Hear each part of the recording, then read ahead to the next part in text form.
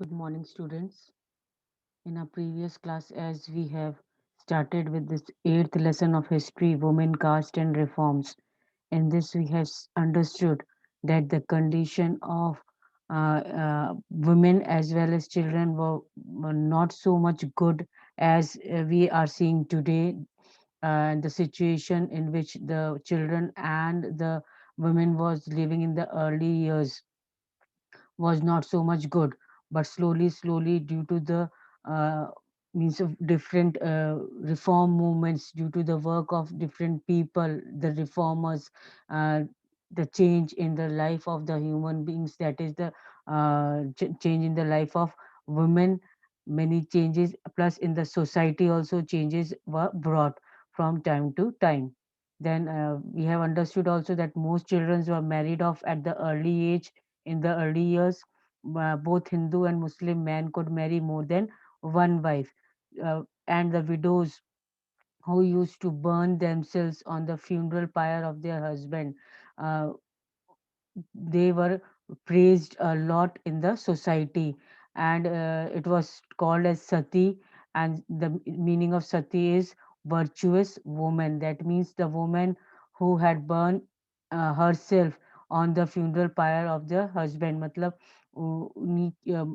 उनके हस्बैंड की डेथ होने के बाद जब उनको जलाते हैं, तो उसके साथ ही वो अपने आप को भी उसी सेम फायर में और जला देती हैं.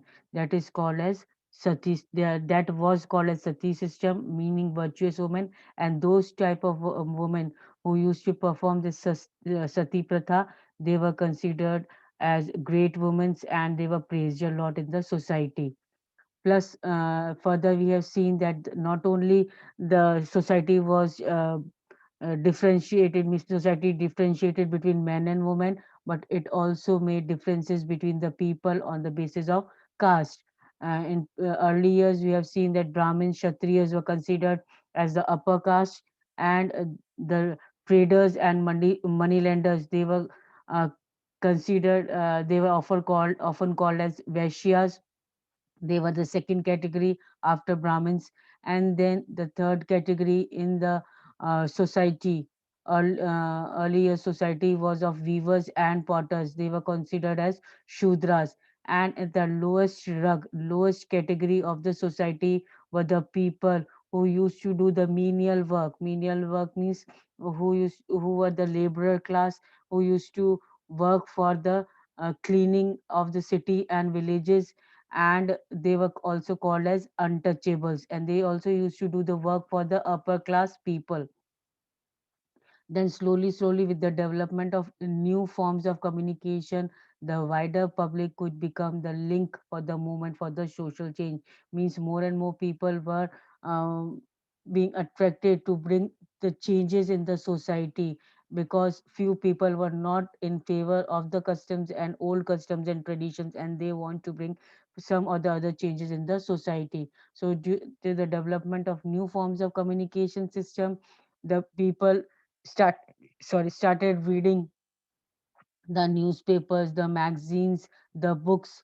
And due to that, they the all kinds of issues, social, political, and economic, religious issues, they were being now the topic of discussion was there in the society, and people wanted to bring the change in the society. And the Indian reformers, the group of Indian reformers came in the society, that is the reform group was called. And in one such person, the reformer, we have already understood in our previous class, was Raja Ram Mohan Roy, and he founded the association known as Brahmo Samaj, Brahmo Sabha, and which was further called as Brahmo Samaj, and this was in Calcutta. This as Reform Association was in Calcutta.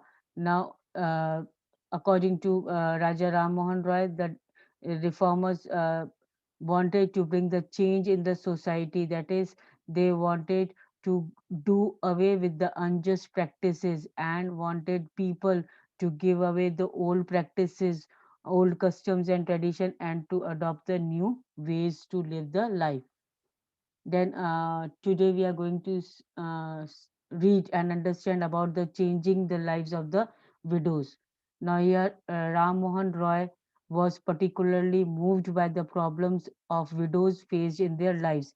That means whatever problems the widows were facing in the early years, Raja Ram Mohan Roy was very much uh, means particularly moved away with these problems which the widows were facing in the early years. He began a campaign against the practice of sati. So against the sati practice, he started a campaign just to abolish, just to remove the sati anyhow in from the society. Then Raja Ram Mohan Roy was well versed in Sanskrit.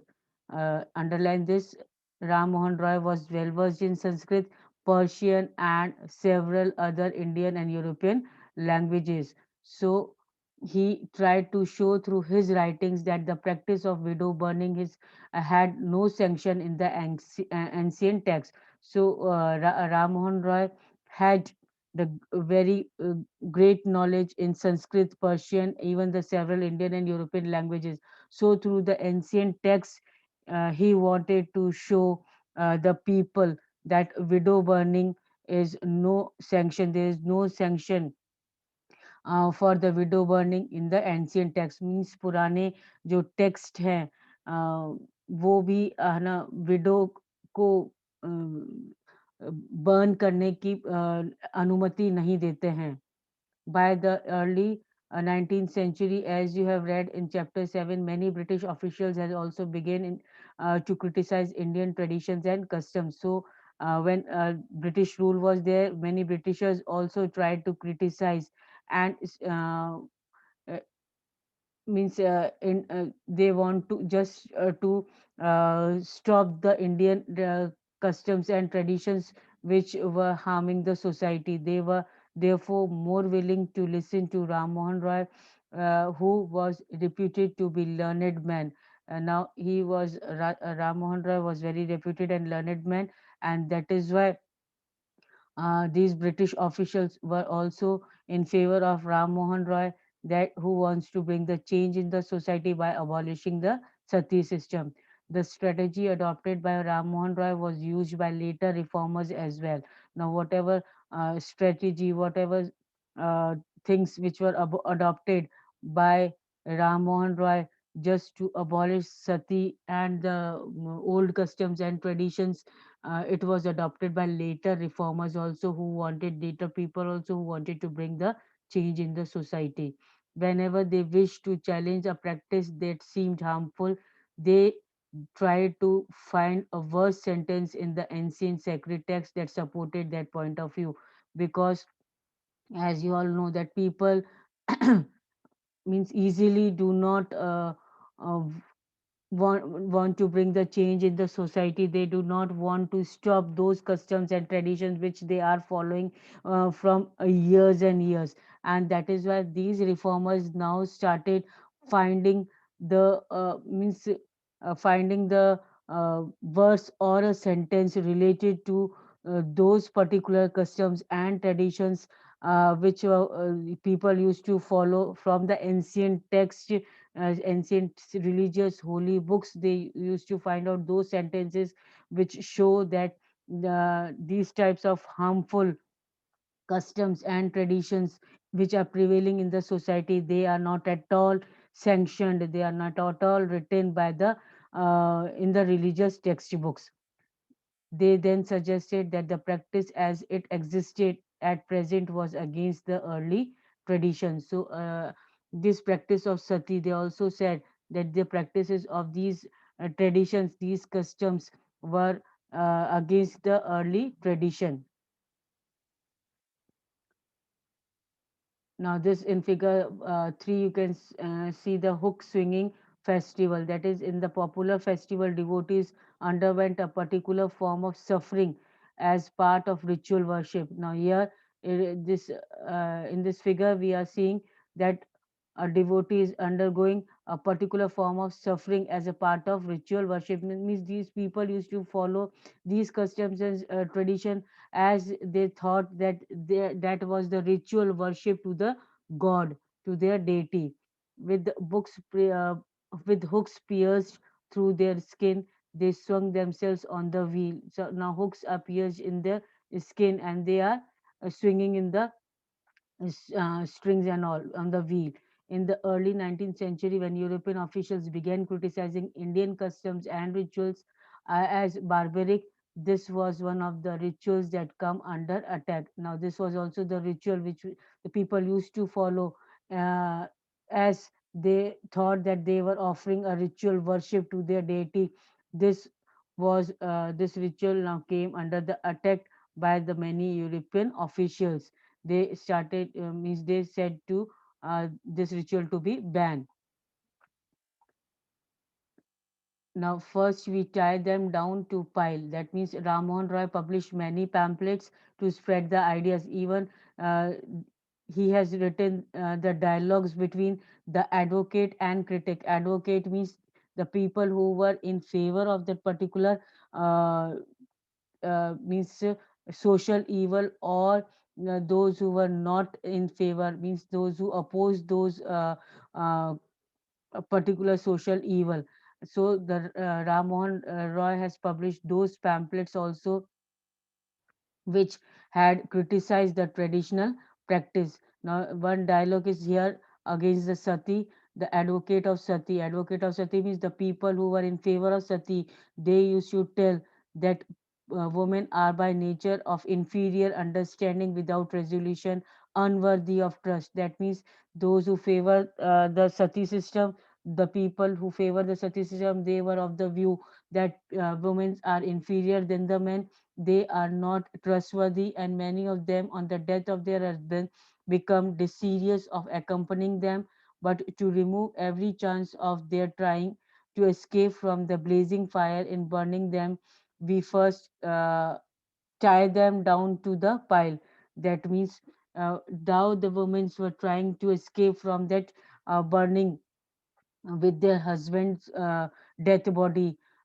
They tried to escape, but then also they were first tied. Those who tried to escape uh, and they wanted to avoid themselves to be burnt with their husband's funeral pyre, then they were first tied and to the pile means उनको भी बांध दिया जाता था ताकि वो सती हो सके अपने हस्बैंड की चिता पर. So sati system, you understood nicely that it was the system when the woman used to burn herself. जब उनके आदमी की डेथ हो जाती थी तो वो अपने आप को उसकी चिता के साथ अपने आप को भी जला देते थे. उनकी वाइस अपने आप को हस्बैंड की चिता पे साथ में जला देती थी अपने आप को. And that was called as very virtuous deed by the women. बहुत अच्छा माना जाता था in the according to old customs. Now, the people who used to be in favor of the sati system, this was the viewpoint.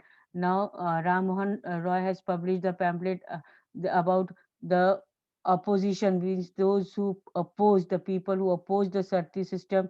Ram Mohan Roy has said that when did you ever afford them to a fair opportunity of exhibiting their natural capacity? That means how can you we accuse them to want of understanding if after instruction of knowledge and wisdom a person cannot comprehend or retain what has been taught him, we may consider him a deficient. But if you do not educate women, how can you see them as inferior? That means the opponent of the sati, those who were against the sati system, they used to say that uh, if till then when the any woman is not educated, how can you tell that woman that she is she is inferior to the two men? So the woman should not be considered as inferior, and they are having their own knowledge and wisdom, and they should be educated. If they are not educated, and then they are considered as inferior to the men, then it is no reason to consider women as untrustworthy, unworthy, or we can say inferior to men. So these were the two uh, we can say dialogue, a type of dialogue advocated by Ram Mohan Rai, which was published in pamphlets to spread his own ideas for the sati system. Now, for instance, one of the most famous reformers, Ishwar Chand Vidyasagar. Now, this was all about Ram Mohan Roy. Now, another Ishwar Chand Vidyasagar, another reformer, he used the ancient text to suggest the widows could remarry. Now, according to Ishwar Chand Vidyasagar, he also showed the society, the people, that widows could remarry according to the ancient texts. According to the ancient books, Ishwar Chand Vidyasagar also showed that the widows could remarry after the death of the husband. The woman can marry the another man. His suggestion was adopted by British officials. Now, his suggestion, Ishwar Chand Vidyasagar, suggestion was also adopted by the British officials, and the law was passed in 1856 permitting widow remarriage. Now, with his suggestion, uh, the British officials passed a law in 1856 that was to permit the widows to remarry.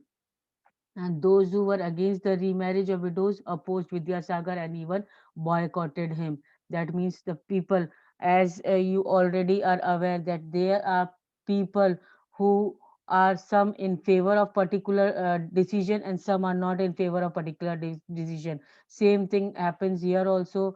Those who are not in favor of women remarriage, uh, widow remarriage, they opposed the Ishwar Vidyasagar, and even they boycotted him. By the second half of the 19th century, the movement in favor of widow remarriage spread the other parts of the country also. And in Telugu-speaking areas of Madras Presidency, Veer Salingam Pantilu formed an association of for widow remarriage. Now another reformer, Veer Salingam Pentulu. You can underline this in Telugu speaking areas of Madras Presidency. Veer Salangam Pentulu formed an association for widow remarriage. Now, in Telugu speaking areas also, one reformer named Veer Salangam Pentulu formed an association for widow remarriage. He was also in favor of widow remarriage. Around the same time, young intellectuals and reformers in Bombay pledged themselves to working for the same cause. Now, young intellectuals, those who were very learned young people, and the reformers who wanted to bring in change in the society, they also worked for the same cause, that is for the widow remarriage. They also try to encourage widow remarriage. In North, Swami Dayanand Saraswati, another reformer, Swami Dayanand Saraswati, who founded the Reform Association Arya Samaj. Now, Swami Dayanand Saraswati founded the Reform Association known as Arya Samaj, and he also supported widow remarriage. So, Swami Dayanand founded the Reform Association called as Arya Samaj. He also supported widow remarriage. So all these reformers, first and foremost, they tried to uh, bring change in the society uh, the by favoring the widow remarriage. Yet the number of widows who actually remarried remained low. Now, actually, because most of the people were not in favor of widow remarriage, that is why there was only few widows who were actually remarried, and those who married were not easily accepted in the society, and conservative groups continued to oppose the new law.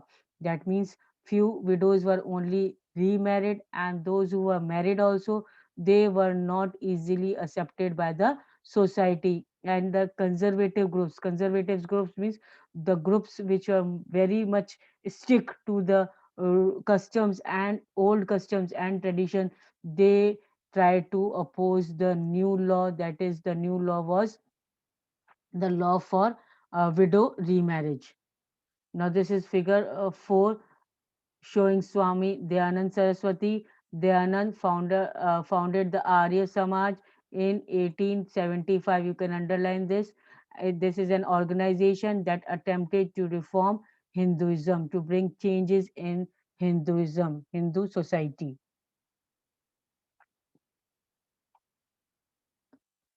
Now, the next topic, girls begin going to school. That means many of the reformers felt that education for girl was necessary in order to improve the condition of the woman. Now, most of the reformers were in favor for the widow remarriage. Then reformers now thought that education for girls is also very much important, so as to improve the condition and the condition of women in the society. Vidyasagar in Calcutta and many other reformers in Bombay set up schools for girls.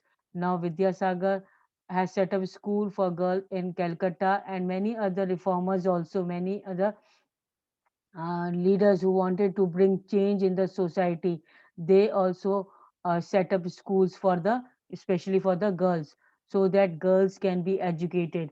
When the first school was opened in mid 18th century, many people were afraid of them. So the first school for were opened in mid 19th century, and many people were afraid of them. What they were afraid of them? They were afraid of sending their girl child to school. They feared that the school would take girl away from home, and they thought the people were now the school for the girl was open to educate a girl was open, but then also people were afraid of sending their girls to school because they thought that the school would take away the girls from their home. That means the girls will now move away from the homes, and they prevent them from doing their domestic duties and this going to the school and getting education. The girls will not do the domestic duties at home now. Moreover, girls had to travel long through public places in order to reach school. Another important thing why the people were not sending girls to school, because the girls had to travel through the public places now where the normal common public was moving. From that public places the girl used to move to go to reach the school, and that is why many people felt that this would have corrupting influence on them, so this will have not a good impact on the life of the girl child. That is why they prevented the girl child to go to the school now the girls school were open. They also felt that the girl should stay away from the public spaces. Therefore, throughout the 19th century, most educated women were taught at home by liberal fathers or husbands. So, those fathers or husband who wanted their the woman to be educated, the father wanted his daughter to be educated, or the husband wanted his wife to be educated, these liberal fathers and husband used to educate, give the education to the women, to their daughters and their wives in the home itself. Sometimes women taught themselves. Sometimes women taught themselves. That means they themselves used to teach. Do you remember what you read about Rashundri Devi in your book Social and Political Life last year? So Rashundri Devi and all, you might have means remembered those women used to study secretly in the kitchen while doing the household work also. They at night also they used to study, because at that time they were not allowed to get education. She was one of those who secretly learned to read and write in flickering light of candles at night. So Rashundri Devi, who was uh, she was the woman to means who wanted to learn, who want to get education, and he used to learn to read and write in the dim light, flickering light of candles at night. So, in the later part of the century, school for girls was established by Arya Samaj in Punjab. So, later on, girls for school was also established by Arya Samaj in Punjab and Jyoti Rao Phule in Maharashtra. So, the school for girls were day by day opening to give the education to the girls, but still so much importance to the education of girls was not given. In now here this is figure 5, picture of with Ishwar Chand Vidya Sagar. You have to see these pictures also. Might be the question based on identification for the pictures can also be asked. So, in aristocratic Muslim household in North India, women learn to read the Quran in Arabic. Now, in aristocratic rich Muslim household, where the standard was little bit high in Muslim family, there the women used to read the Quran in Arabic. They were taught by women who come home to teach. Then they were also, the women was taught by women only who used to come to home to teach this women to read and write. They were taught by women who came to home to teach. Some of reformers such as Mumtaz Ali. Now, women reformers were also there. One of the women reformer is Mumtaz Ali. You can underline this. One of the women reformer who wanted to bring change in the society, in the life of the woman, was Mumtaz Ali. Reinterpreted verses from the Quran to argue for women education. Means he had interpreted the verses of Quran uh, such that uh, people start sending the woman, the girl child, to get the education. The first Urdu novel began to be written from the late 19th century. Now, first Urdu novel was also being written. Amongst other things, these were meant to encourage women to read about religion and domestic management in language they could understand. So, different types of languages means uh, novels and books were being written in different types of languages, so that in any language, whatever language women want to read and write, they can go through for the education. And this was just for the encouragement of education among the women. So figure 6 here you can see that students of Hindu Mahila Vidyalaya in 1875. When girls' school was first set up in 19th century, it was generally believed that the curriculum for girls ought to be less taxing than that of boys. The Hindu Mahila Vidyalaya was one of the first institution uh, to provide girls with the kind of learning that was usual for boys at the time. So this was the, we can see this in this figure we are seeing the students of Hindu Mahila Vidyalaya, which was opened in 1875 especially for girls, and they used to get education same as boys. Now women write about women. That means from mid early 20th century, Muslim women like the Begum of Bhopal played a notable role in promoting education among the women. Now, as here we have seen Mumtaz Ali, who had interpreted verses of Quran and argued that women should be educated. Like this only Begum of Bhopal was also there, who played an important role in promoting education among the women. They founded that the primary school for girls at Aligarh. Now Begums of Bhopal, they founded the girls' school at Aligarh. So another remarkable woman, Begum Ruqayya Shekhawat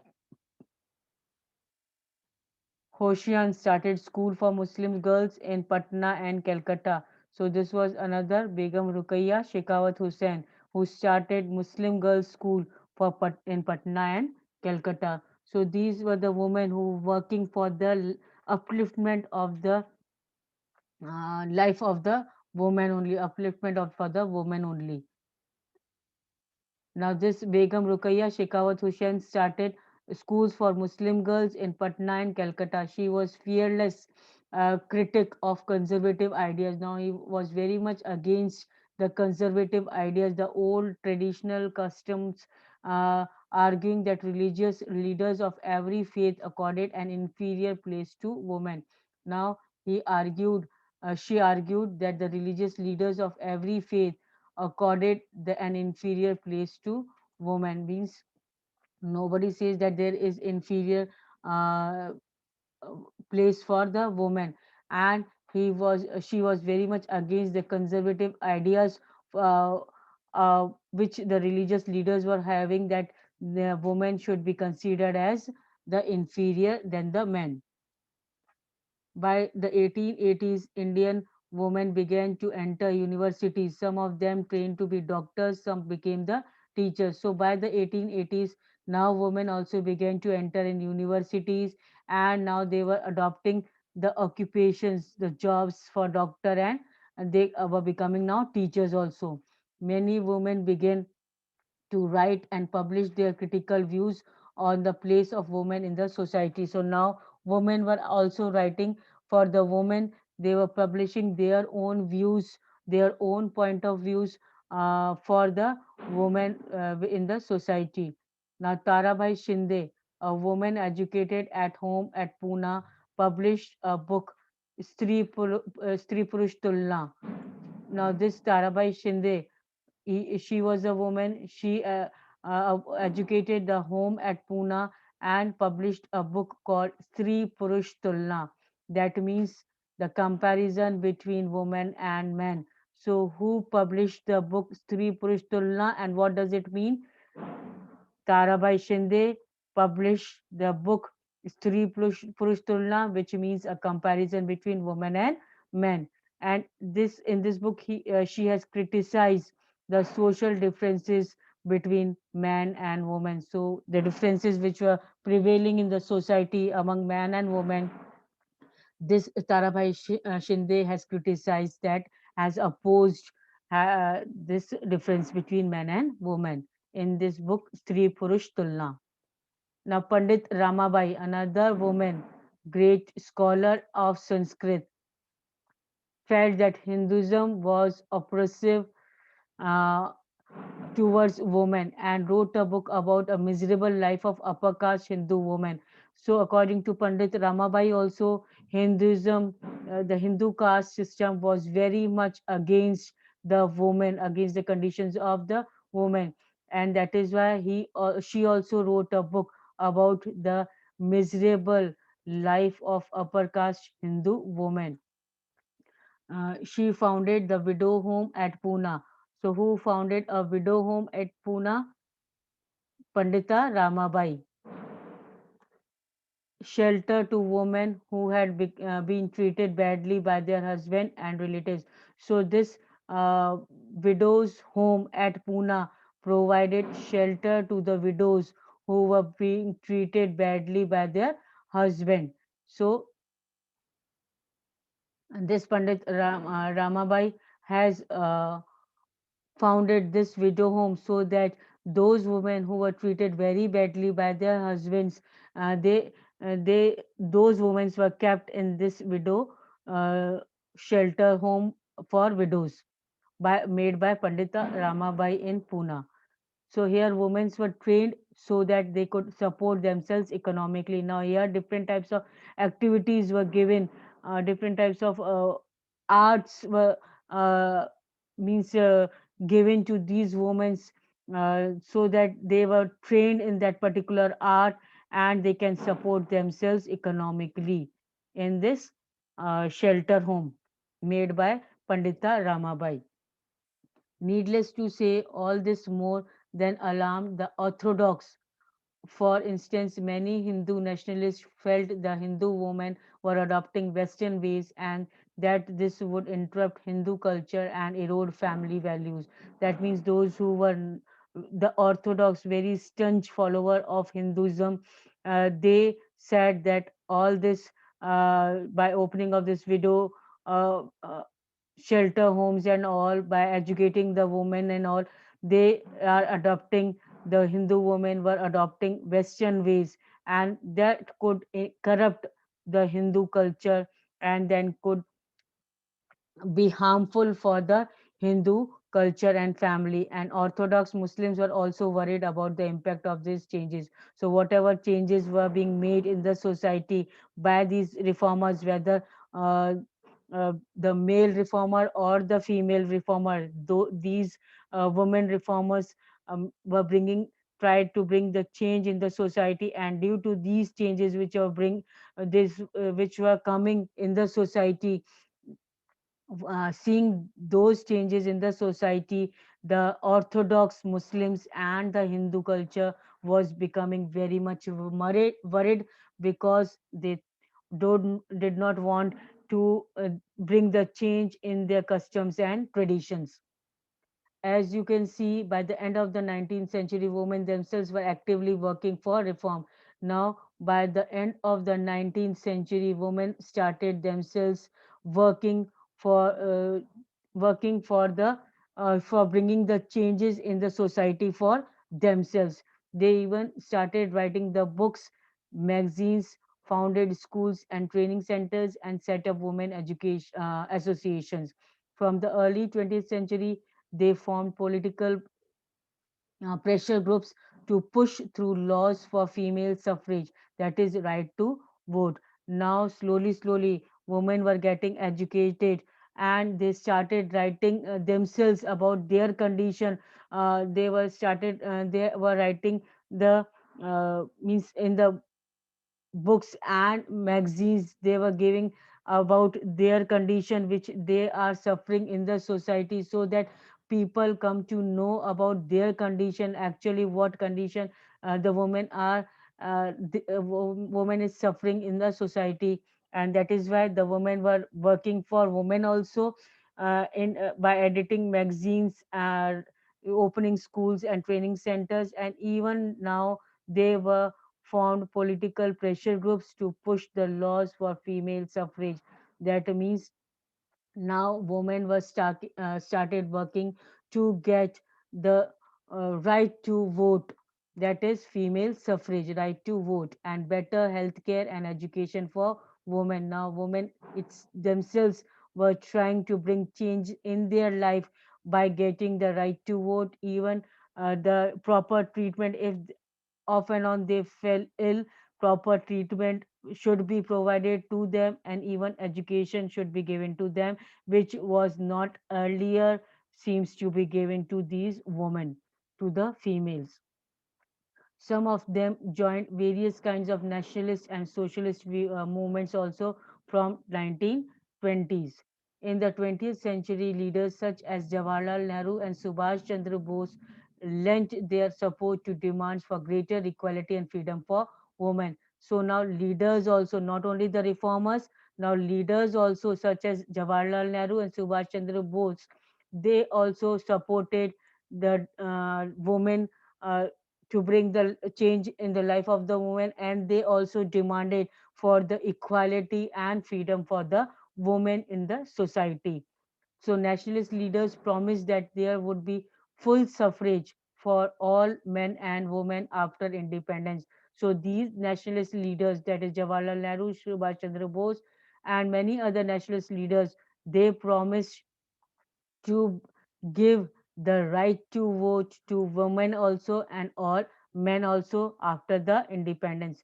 However, till then, they asked women to concentrate on the anti-British struggle. Now, they asked these nationalists asked women also to help them in the anti-British struggle to go against the Britishers to get the independence. And after independence, they will definitely get the right to vote, the education, and better healthcare facilities. Now, law against child marriage with the growth of women. Now, this we are going to continue in our next class. Till then, you read this lesson till page 99 where we have ended today. I hope that is clear. If any doubt, you can ask me. So that's all for today. Thank you.